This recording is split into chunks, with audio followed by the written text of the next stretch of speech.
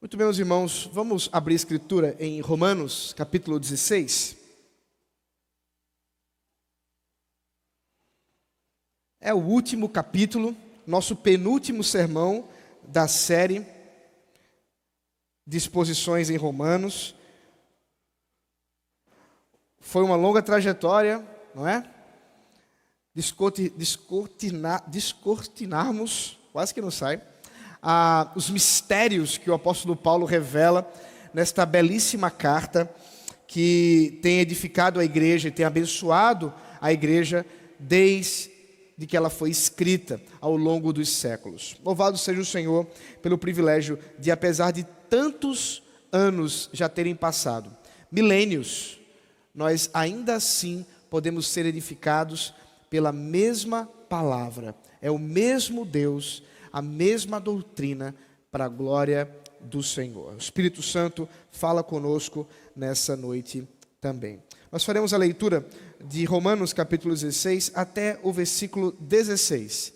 Do 1 ao 16, peço que os irmãos acompanhem comigo a leitura da palavra do Senhor. Assim diz a palavra de Deus.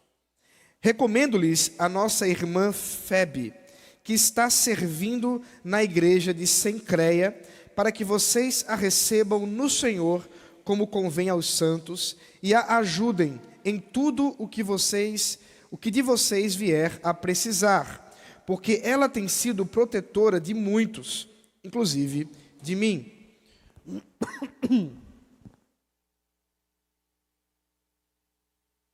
Saúdem Priscila e Áquila, meus cooperadores em Cristo Jesus, os quais pela minha vida arriscaram a sua própria cabeça. Isto lhes agradeço, não somente eu, mas também todas as igrejas dos gentios. Saúdem igualmente a igreja que se reúne na casa deles. Saúdem meu querido Epêneto, primeiro fruto da fé em Cristo na província da Ásia. Saúdem Maria, que muito trabalhou por vocês. Saúdem Andrônico e Júnias, meus parentes e companheiros de prisão, os quais são bem conhecidos entre os apóstolos e estavam em Cristo antes de mim. Saúdem Ampliato, meu querido amigo no Senhor. Saúdem Urbano, que é nosso cooperador em Cristo.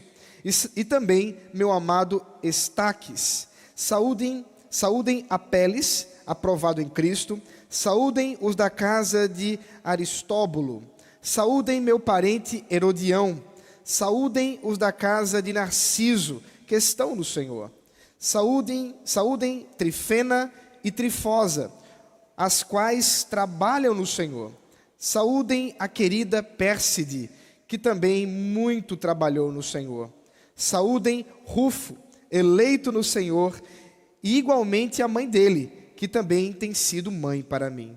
Saúdem a Síncrito, Flegonte, Hermes, Pátrobas, Hermas e os irmãos que se reúnem com eles. Saúdem Filólogo, Júlia, Nereu e sua irmã Olimpas, e todos os santos que se reúnem com eles. Saúdem uns aos outros com um beijo santo. Todas as igrejas de Cristo mandam saudações. Até aqui a palavra do Senhor. Vamos orar mais uma vez.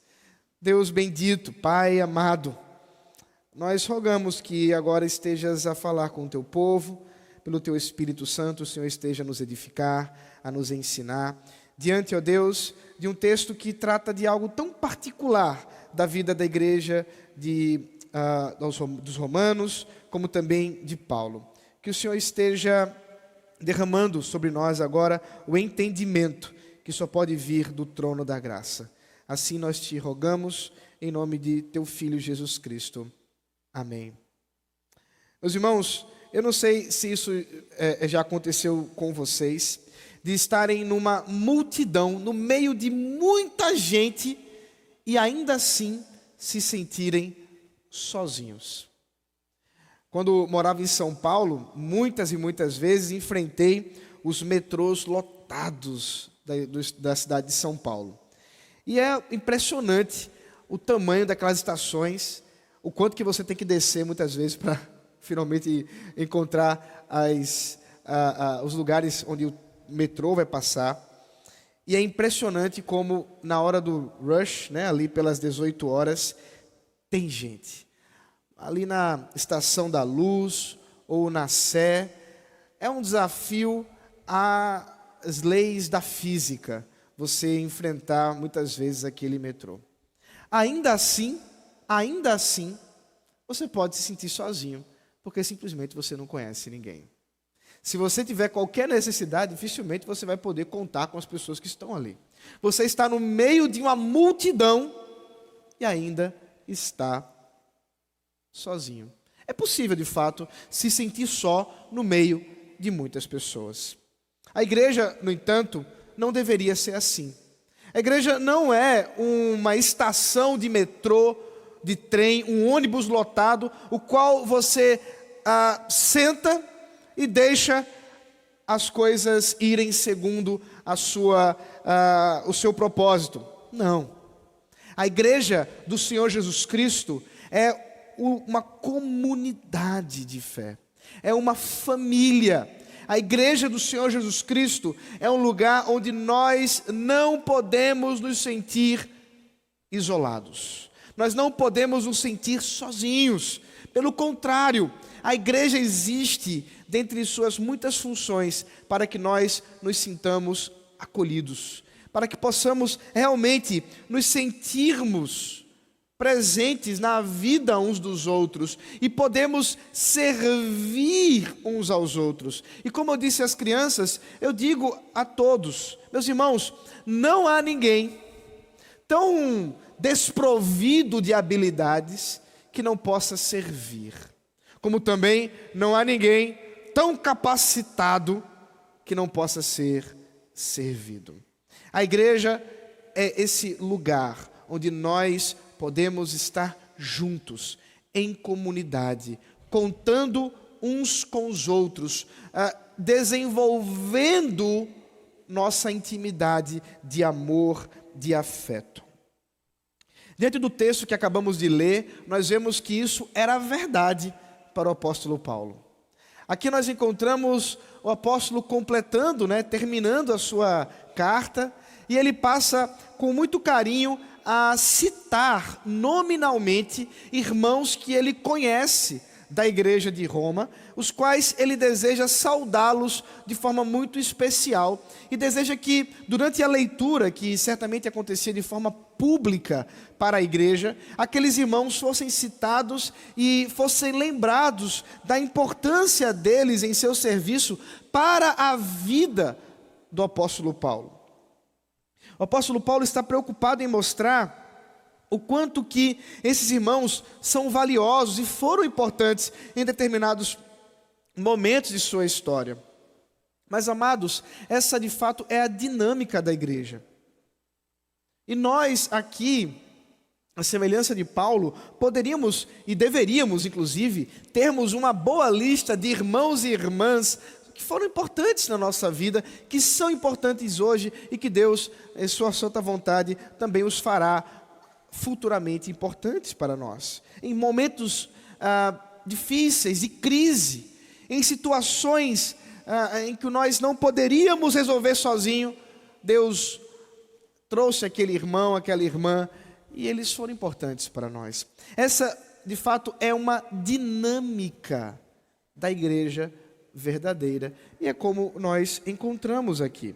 O capítulo 16, portanto, esse início, nos fala de uma dinâmica dessa comunidade da igreja e de como nós devemos viver em união. Primeiramente, nós podemos observar que a dinâmica da igreja envolve pessoas de toda a sociedade. É muito interessante observarmos, e isso deveríamos fazer numa leitura mais atenta ao texto, o quanto que há de diversidade nessa lista que o apóstolo Paulo menciona. Perceba que a igreja não é de modo algum e nem pode ser direcionada a um grupo social, direcionada talvez a um subgrupo ou uma tribo. Uma das coisas que me incomoda muito quando se fala em plantação de igreja, às vezes eu escuto, é as pessoas tratarem a igreja como se fosse uma empresa e dizem assim, não, qual será o público-alvo desta plantação que vamos ter? Bom, o público-alvo vai ser as pessoas da classe C. Ah, não, o público-alvo é para as pessoas da classe A. Ah, não, o público-alvo aqui são as pessoas de tribos urbanas. Nós vamos aqui só acolher agora os motoqueiros, os hippies, os roqueiros, enfim.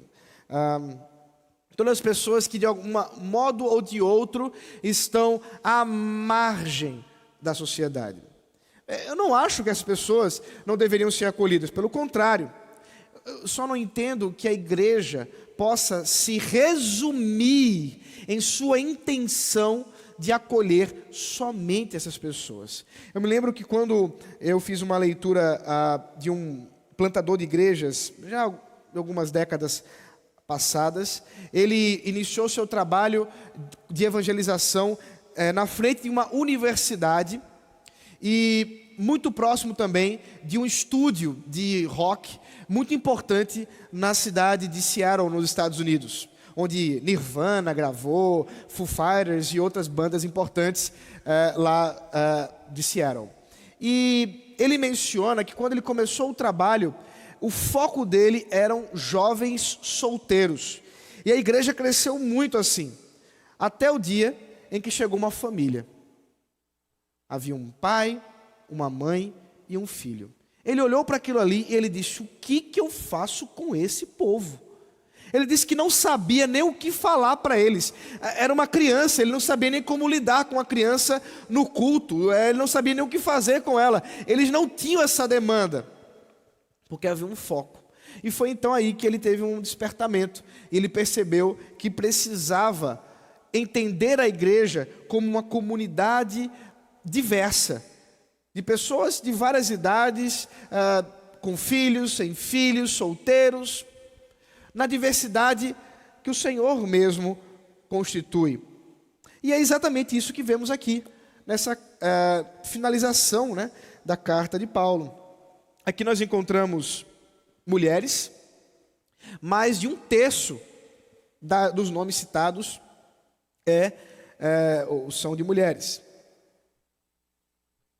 O que é muito interessante vermos a importância das mulheres para a vida do apóstolo Paulo, para o ministério do apóstolo Paulo. Claro, também nós vemos homens, nós vemos pessoas abastadas, que tinham recursos suficientes para terem em suas residências pequenos grupos. Daqui a pouco eu vou mencionar um pouco sobre essa dinâmica dos pequenos grupos aqui da igreja de Roma. Mas observe, num período como aquele, para que você tivesse recursos para ter uma casa que coubesse pessoas para uma reunião, você precisava ter um certo status financeiro diferente.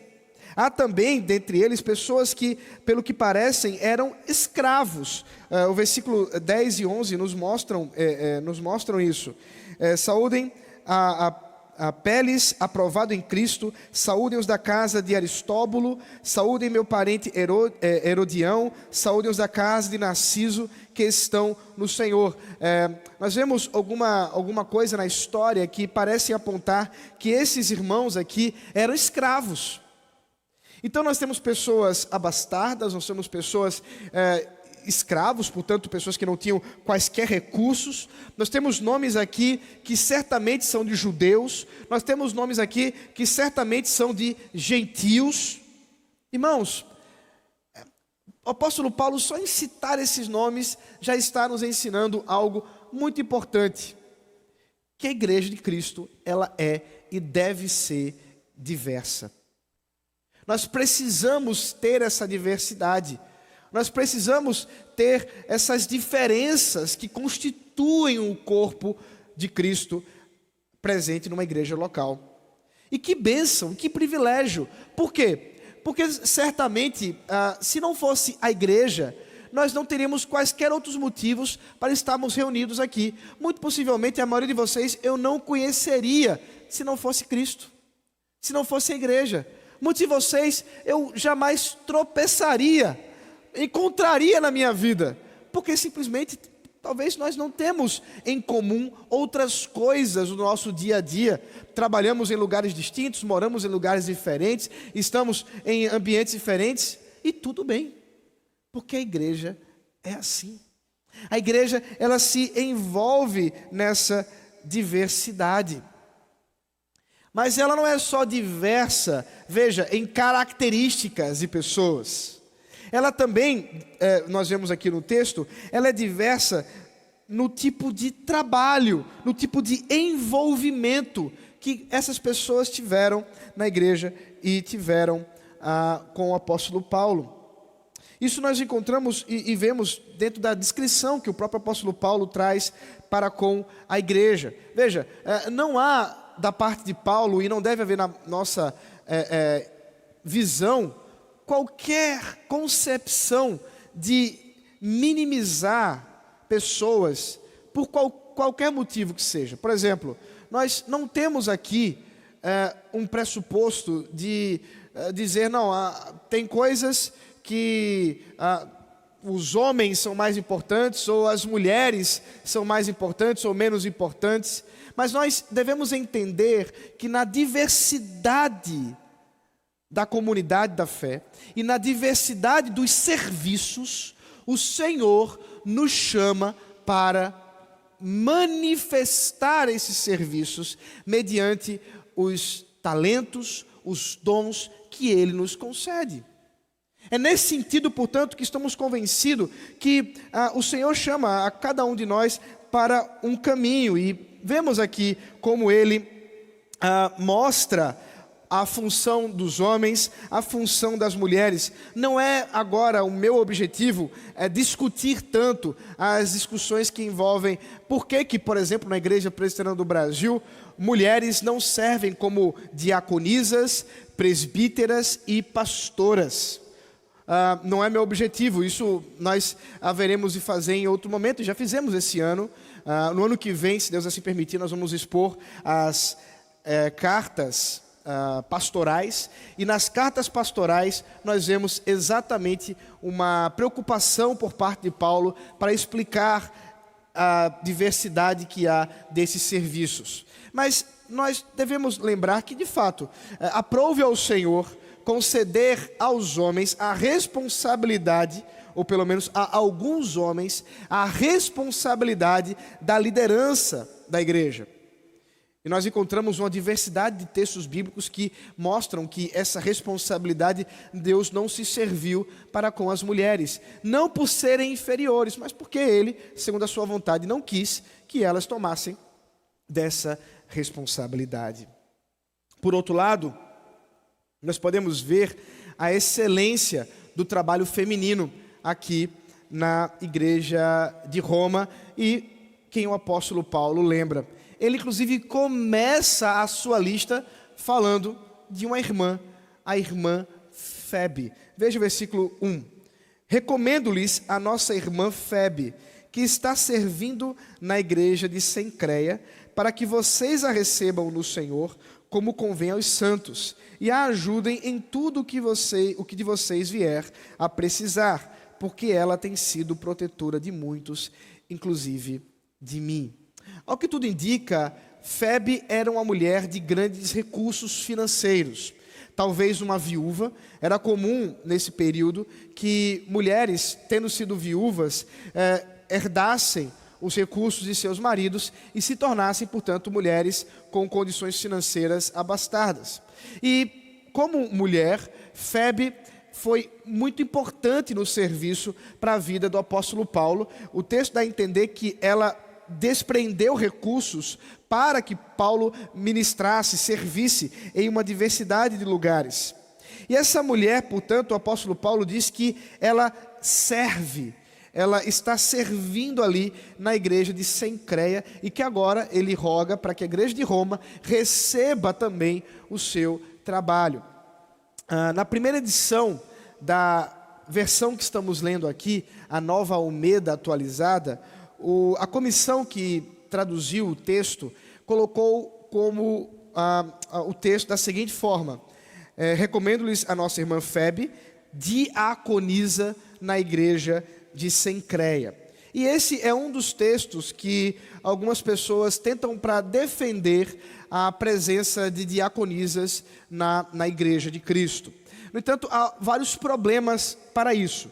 O primeiro problema que se encontra é porque Paulo estaria se contradizendo em sua primeira carta a Timóteo, quando ele trabalha ali a importância de o diácono ser marido de uma só mulher. E até onde me prove o contrário, uma mulher não pode ser marido de uma só mulher. E exatamente por essa impossibilidade da mulher ter capacidades, né, ou melhor, ser homem, basicamente isso que Paulo está dizendo ali, não temos como pensar em diaconisas. Mas há outros problemas. O próprio texto, de fato, não está falando que ela era uma diaconisa como um título. Até porque no Novo Testamento nós não encontramos o termo diáconos sendo usado no feminino. Isso é muito posterior à igreja e ao primeiro século. Nós temos apenas aqui o uso de fato do particípio para dar a ideia que ela está em serviço, para dar a ideia de que ela está ali servindo aquela igreja de alguma forma.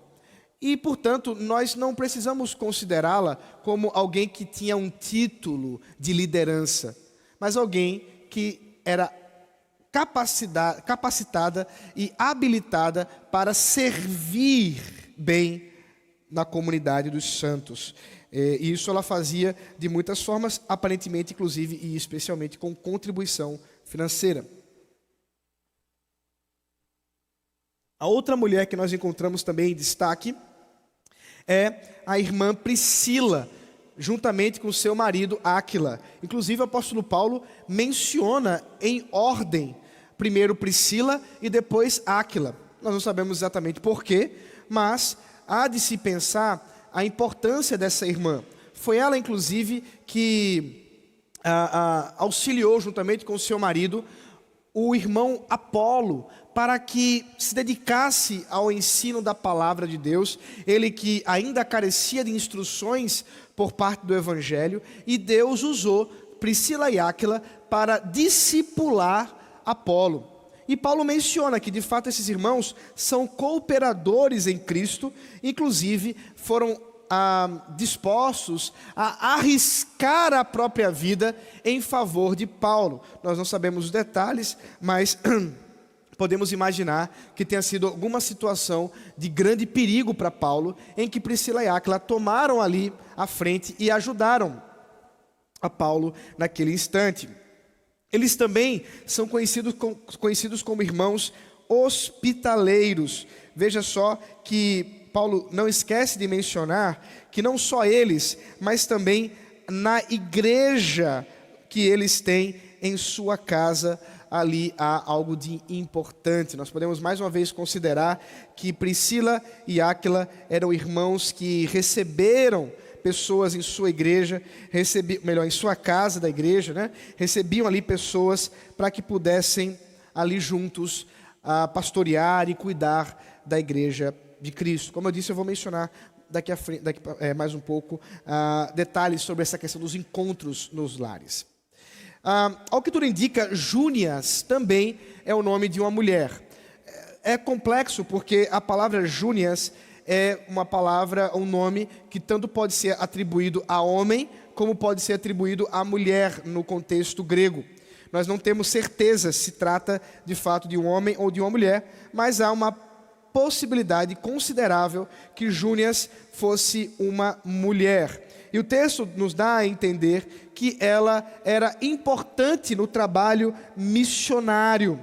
Inclusive, aqui há também uma polêmica sobre a tradução, se deveria atribuir a sua importância, como você vê no versículo 7, a sua importância em ser conhecida, Júnia, entre os apóstolos, como se ela também estivesse no colégio apostólico. Algumas pessoas tentam argumentar nesse sentido. É possível na gramática grega, mas é improvável no contexto neotestamentário, considerando que nós não temos qualquer menção a apóstolas no Novo Testamento, e nem mesmo quando nós temos a a eleição de Matias, qualquer ideia de uma mulher tomar o lugar ali de Judas. Por outro lado, nós temos aqui que talvez a expressão usada, apóstolo, para se referir a ela, pode significar simplesmente como uma mulher enviada pelos apóstolos, como uma missionária para pregar o evangelho. É muito possível que isso aconteça. Há muitas outras mulheres citadas aqui no texto. Dos 26 nomes, 10 são mulheres, como eu disse, mais de um terço. E todas elas mostram um trabalho duro, com grande auxílio, chamadas de cooperadoras do trabalho ministerial de Paulo. Para nós isso é motivo de ensino da parte do Senhor. Nós precisamos ser lembrados, sim, da diversidade, portanto, de ações, mas também como é importante o trabalho feminino na igreja. E aqui uma palavra pastoral às minhas irmãs aqui presentes, aquelas que nos acompanham também na transmissão. Queridas, a igreja Presbiteriana de Casa Caiada precisa de vocês. Nós precisamos que as irmãs estejam mais atuantes aqui na comunidade. Deus concede talentos e dons às irmãs que não concedeu aos homens. E nós precisamos das irmãs. Nós precisamos das irmãs atuando aqui na igreja, no identidade feminina. Muitas vezes eu vejo a liderança do IF sofrendo para poder fazer uma programação e poucas irmãs muitas vezes atendem a isso. Nós precisamos das irmãs no trabalho com as crianças, até mesmo por uma capacidade, uma sensibilidade dada por Deus às mulheres, muito mais do que aos homens, ainda que não excluem os homens, de trabalhar com as crianças. Nós precisamos de irmãs trabalhando aqui no Micria. Mas precisamos também, minhas irmãs, das irmãs unindo forças para o auxílio do serviço, a semelhança que temos aqui com Febe, com Priscila. Nós precisamos de Priscilas aqui nessa igreja. E tomem essa palavra com todo o amor e carinho que as irmãs podem receber de mim. Muitas vezes, prestem bem atenção, minhas irmãs, muitas e muitas vezes, eu me reúno com algumas irmãs aqui e é difícil surgir nomes de nossa comunidade para ensinar outras irmãs na igreja. Mulheres que manejem bem a palavra de Deus, discipuladoras, que tenham coragem de pegar um microfone, de falar para outras irmãs. Queridas, Deus não as chamou para pregar aqui, no púlpito. Isso, de fato, é um chamado muito específico que Deus deu aos pastores. Mas vejam o caso de Priscila, como ela foi importante para Apolo, como ela foi importante para Paulo, como ela era acolhedora na sua casa. E muitas vezes as irmãs têm negligenciado o chamado do Senhor.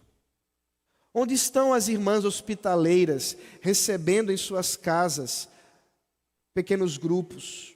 Onde estão as irmãs discipuladoras, preocupadas com as meninas mais jovens, as adolescentes, aquelas que estão iniciando a juventude, aquelas que talvez iniciaram agora o casamento, cheias de dúvida? E as irmãs aí com 30 anos, 40 anos de casamento, será que não há nada que as irmãs possam trazer para ensinar? Entendam isso com todo amor, mas é uma exortação que precisamos observar. Nós precisamos de Febes, mulheres que estão dispostas a servir, a se atentar aos detalhes aqui.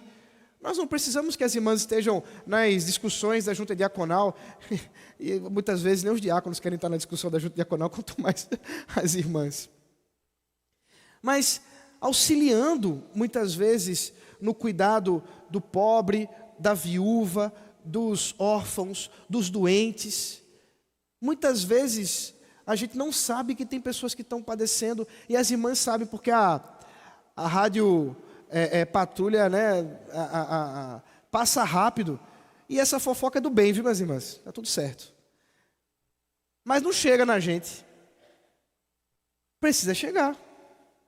Precisa chegar. Precisamos ter esse contato. As irmãs precisam nos auxiliar nisso, no serviço. Precisamos de Febe, de Priscila. Precisamos também de irmãs como Júnias. Mulheres dispostas a anunciar a palavra do Senhor a lugares mais distantes, serem enviadas pela igreja. Veja a nossa irmã Júnia Vládia, que está fazendo o seu trabalho. Mas muitas outras que precisamos levantar. Portanto, irmãs no Senhor Jesus Cristo, eu as exorto, não enterrem os talentos, os dons que o Senhor tem dado. Que o Senhor esperte as nossas irmãs aqui da igreja, para estarmos juntos, trabalhando no serviço do Senhor. Finalmente, irmãos, a dinâmica comunitária da igreja, da vida da igreja, envolvia essas reuniões nas casas. Isso vai ser quase que um refrão no discurso do apóstolo Paulo. Então, veja, perceba que essa história de pequenos grupos, grupos familiares, células, isso não foi uma invenção moderna, não.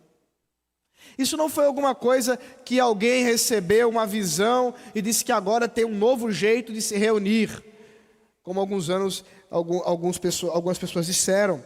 Pelo contrário, em um período de perseguição, reunir-se nas casas era fundamental.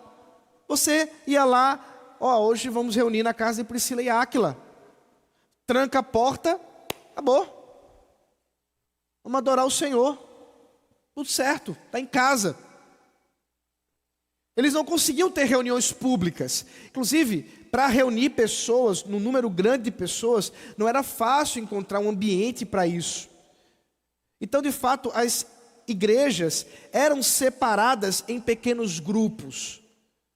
Nós sabemos também que muitas vezes acontecia dessa dinâmica ser em que esses pequenos grupos se reuniam dominicalmente em grupos maiores, quando isso era possível. Nas perseguições mais severas, nem isso era possível. Eles tinham que se reunir em catacumbas, cemitérios, né, uma diversidade de lugares escondidos. Portanto, naturalmente, esses pequenos grupos envolviam-se com lideranças locais. E certamente nós podemos imaginar que no caso aqui de Áquila, fosse um presbítero da igreja de Roma.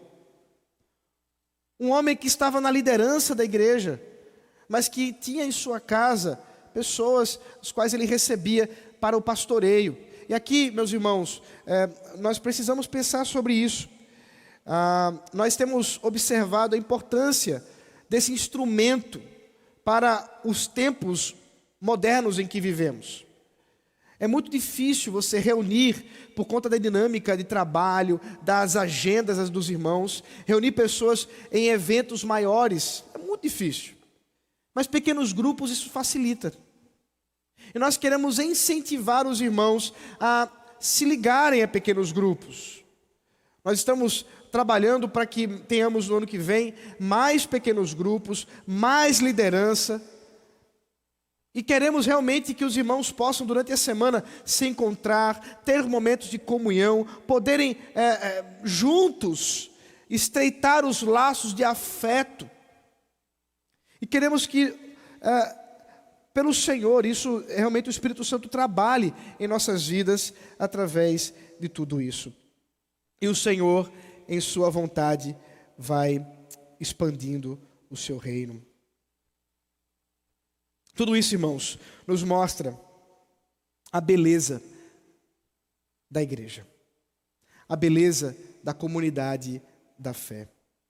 Primeiramente, uma igreja sem distinção, onde não há lugar para discriminação, qualquer que seja. Todos são chamados para trabalhar e têm espaço. Homens e mulheres trabalhando juntos, servindo ao Senhor com seus dons, unidos, Inclusive, nós cremos na importância da integração de nossa igreja, porque nós não cremos que essa igreja, Presbiteriana de Casa Caiada, é a única igreja verdadeira de Olinda, ou a única igreja verdadeira do Brasil. Pelo contrário, nós cremos que Deus nos chama para juntarmos forças. E é sim desejo de nossa igreja, desejo desse conselho que pastoreia os irmãos, que nós estejamos cada vez mais tendo trabalhos em conjunto com outras igrejas. Por isso a importância dos trabalhos do presbitério, do sínodo. E nós temos louvado a Deus porque o Senhor tem usado, irmãos, o nosso irmão Eliade, está aqui, Eliade? Está aqui. Eliade trabalha na liderança da mocidade do nosso sínodo de Pernambuco. Um sínodo que é composto de quantas igrejas? 52 igrejas. Nós temos só do nosso sínodo, que são 3, né? Um deles, portanto, são 52 igrejas. Uma delas somos nós. Olha quantas e quantas pessoas aí não podem ser servidas através dos nossos dons. A gente precisa pensar para dentro e para fora. Servir os irmãos aqui mais perto, mas também para fora. Portanto, meu irmão, minha irmã, preste bem atenção. Você não está sozinho nessa multidão de pessoas aqui. Olhe para o seu lado. Eu não vou pedir para você falar nada, só olhe assim. Veja que tem pessoas do seu lado. Não precisa... Jesus te ama e eu também, não precisa falar isso não. Mas só perceba que há pessoas do seu lado. Alguns anos atrás, por causa da pandemia, nós tivemos impedidos de fazer isso aqui. E teve pessoas que caíram na tolice de pensar que você pode estar em casa, com um computador na sua frente e achar que é culto. Meus irmãos, essa dinâmica aqui, em que eu posso ver vocês podem me ver, essa coisa da interação, de ver a expressão do rostinho de vocês enquanto eu estou falando, vocês verem a minha expressão, verem aqui os meus irmãos do lado, ver a irmã Caene interpretando em Libras, toda essa dinâmica aqui, meus irmãos, isso aqui é insubstituível. Não pode ser emulado, não pode ser imitado digitalmente. Você pode ser o melhor programa, o melhor software que os irmãos daí de TI, ou a turma de TI pode criar. Não importa o que você faça. Isso aqui não pode ser reproduzido. Jamais, jamais. Isso aqui é um pedacinho do céu, inclusive, meus irmãos, aproveitem. Queridos, você não está sozinho na multidão. Tem pessoas do seu lado. Nós podemos viver essa união, essa comunhão verdadeira. E podemos estimular isso, viver essa realidade mais e mais para a honra e para a glória do Senhor. Que o Senhor nos permita daqui a 30 anos, quando estivermos pensando sobre o passado, você poder dizer assim: louva a Deus pela vida do reverendo Gustavo. Ele me foi muito cooperador quando eu estava ali servindo na igreja de Casa Caiada. Louva a Deus pelo presbítero Paulo. Ele foi um cooperador, rapaz, tesoureiro, abençoado, foi eleito agora tesoureiro, já está suando a camisa. Louvado seja o nome do Senhor, que é Ele e não sou eu. Meus irmãos, é privilégio de Deus. O Senhor nos deu essa capacidade de podermos usar os nossos dons e talentos. Eu louvo a Deus pela vida dos irmãos que têm capacidade de ver essas coisas aqui, estrutura elétrica. O cara vai lá, faz um negócio lindo. A pessoa que está aqui está mais claro. Rapaz, isso aqui foram 2 abençoados que têm abençoado a nossa igreja aqui. Eu não vou citar o nome deles não, para eles ficarem orgulhosos. Mas esses homens têm servido aqui a nossa igreja. E é um olho atento que eu não tenho a menor capacidade de dizer. Tenho a menor capacidade de ver isso. Deus os capacitou para isso. Mas não me deu essa habilidade. Não tem problema. Não fico com inveja de vocês não, viu, meus irmãos leitões? Deus abençoe vocês. Mas o Senhor nos deu essa diversidade. Louvado seja o nome do Senhor. O Senhor deu a diversidade dos irmãos aqui que cantam, a bênção. Quando acerta o tom, né, Gustavo? É uma benção. Quando erra, a gente louva a Deus na desafinação também. Louvado seja o Senhor, porque tem os irmãos que tocam aqui o teclado. Louvado, eu não consigo, rapaz. Eu sei onde tem o dó. Aqui, ó, aqui é dó. Mas eu só sei isso. Aí tem um irmão que toca o baixo, o violão. Tem um irmãozinho da bateria que dá uma virada, que me dá um susto ali, uma bênção. Eu fico super feliz. Meus irmãos, eu não tenho essa capacidade. É Deus quem nos dá tudo isso para a glória dEle e para podermos servir uns aos outros. Nós não podemos perder esse privilégio. Nós não podemos perder isso.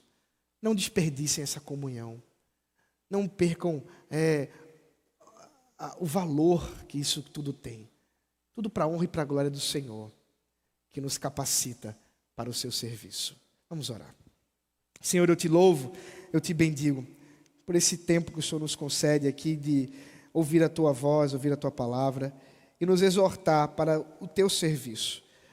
Nos sermos exortados, ó Deus, para o teu louvor em tudo o que fazemos, ó Deus. Por isso eu rogo que estejas tocando nos irmãos, para que eles realmente percebam a sua importância no reino, percebam, ó Deus, o seu chamado para servir e que possamos ser úteis uns aos outros no temor de Cristo Jesus.